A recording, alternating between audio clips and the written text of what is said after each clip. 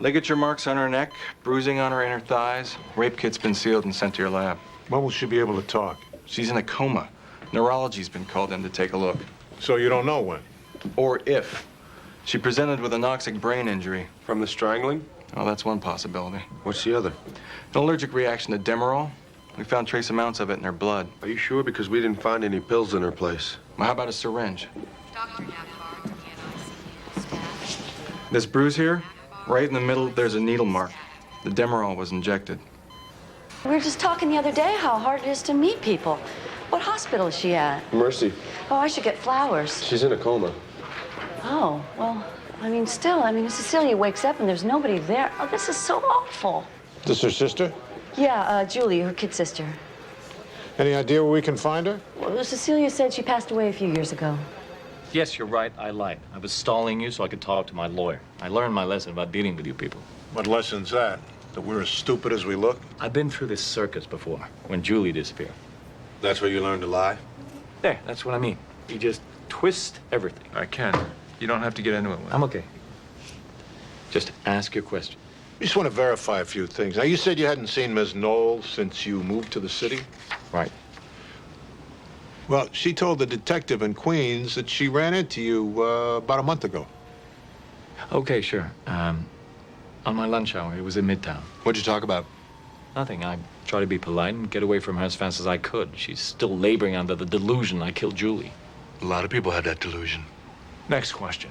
We read the investigators' reports on Julie Gorham. The one thing everyone remarked on was your temper. You trying to bait me? Just stating the facts. You have a thin skin. That's why Julie was breaking up with you. That's why she came down to New York. That's according to Cecilia. The truth is, we were making a fresh start. I had the hotel room ready. I had champagne, flowers. She never got to the hotel.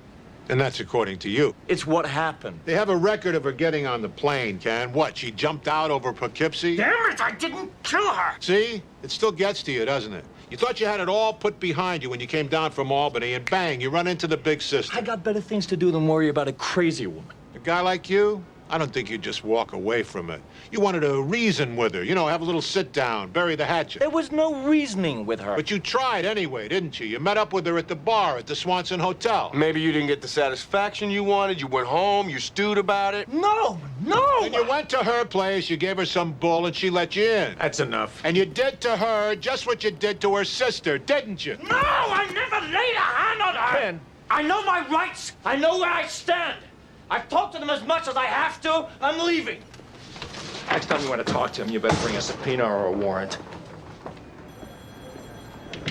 We found one pubic hair that didn't belong to her. There's no root. You can forget about DNA. Next time we'll take our bad news over the phone. Well, there is some good news. 2 drops of seminal fluid on the top sheet. Very small drops. Tadpoles in the fluid? Well, enough for a DNA sample. There's also a drop on the carpeting next to the bed. Yeah, drop here, drop there. The guy tried to clean up after himself? No, there was spermicide in the fluid. More likely he used a condom than had some spill off when he removed it. Let's start with this DWI in Albany, in Cecilia's neighborhood. I was nowhere near her. You were drunk. You might not remember. I was not drunk. I take painkillers. Scotch always killed my pain. For my back, I take Demerol. Demerol. Your fiancée is a doctor, is that right? An oncologist. What does that have to do? In her office, she keeps swabs, syringes, things like that. Yes, of course. What are you writing? You and your fiancé use condoms? What the hell? He's not going to answer that. Isn't he curious as to why we're asking? Yes, I am. Whoever raped Cecilia used a condom, except some of his little guys got away from him, like on the rug, on the bed. That's why we took your blood, Taylor. That doesn't concern me one bit. We're giving you the straight dope. Let's move on. Sorry to interrupt. We have the blood test results, Mr. Taylor. Your DNA matches what we found at the scene. Boo! You should have been a little more careful when you took off your party hat. It's not possible. OJ or no OJ, DNA don't lie, my man. Would you like to make a statement at this time, Mr. Taylor? It is not possible. I'll take that as a no. Mr. Garnett, I've notified the DA's office. We're ready to take your client over for arraignment. This can't be happening. Charles, do something! Yeah, Counselor, why don't you click your heels 3 times and say there's no place like home? Cecilia approached me at the Swanson a couple of weeks before. I wasn't the first girl that she talked to. She told me that this guy, Taylor, had been bothering her and that she wanted to get something on him. She knew he called the escorts. She said she'd pay me to find out which service. Is this something you've done before? No. But I know girls who've done it. For wives, girlfriends. I called some bookers I knew. I got the information Cecilia wanted, and then she offered me more money to arrange to meet him. And to get a semen sample? Yeah. I made sure he used a condom, and I gave it to her the next day. Did she say what she was going to do with it?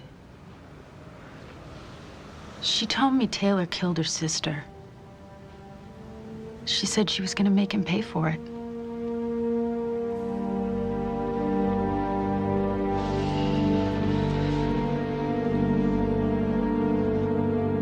Mr. McCoy wants you to put your brains on autopilot to blindly accept that, of course, Ken Taylor had a bad temper.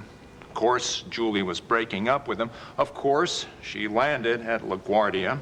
Of course, he killed her and dumped her body in his barn. Of course. Of course.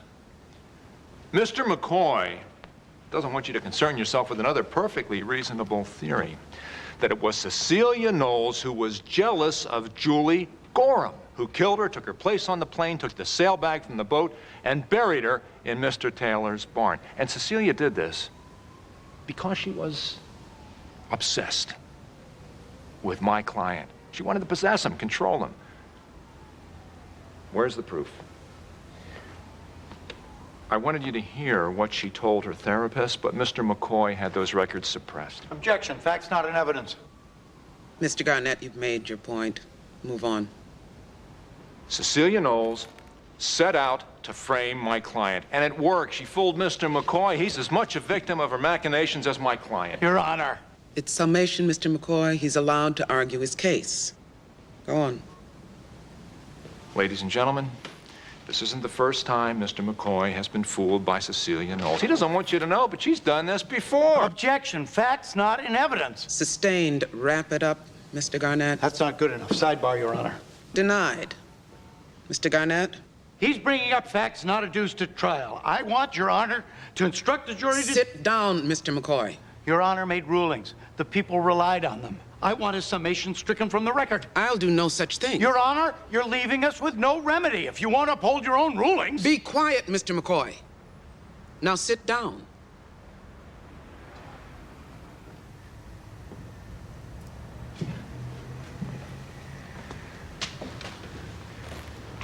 So, even if you don't believe Cecilia Knowles killed her own sister, you must admit it's possible she did.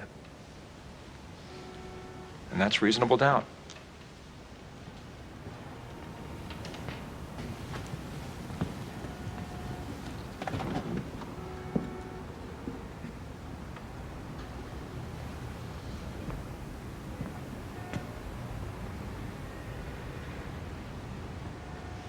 Cecilia Knowles isn't here today because, as you know, she's in a coma.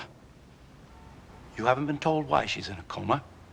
Mr. Garnett alluded to the reason. I'm going to tell you why. Objection. She did it in a desperate, crazed attempt Sustained. to call attention to the fact that Mr. Taylor had gotten away with the murder of her sister. I said sustained, Mr. McCoy. She was so convinced of his guilt, she was ready to put herself in jeopardy to see this vicious killer brought to trial. Mr. McCoy. While she lies in a hospital bed, this court has seen fit to allow the defense to speculate about her state of mind. That's enough. And hold her up as a patsy for Mr. Taylor. And since this court doesn't have the guts to protect the rights of the weak and voiceless? You're in contempt, Mr. McCoy. It's for the jury to see justice done. And justice, in this case, is holding Ken Taylor, and only Ken Taylor, responsible for the death of Julie Gore. That's it. I am declaring an immediate mistrial. Oh, Your Honor. Sit down, Mr. Garnett. You opened the door for this.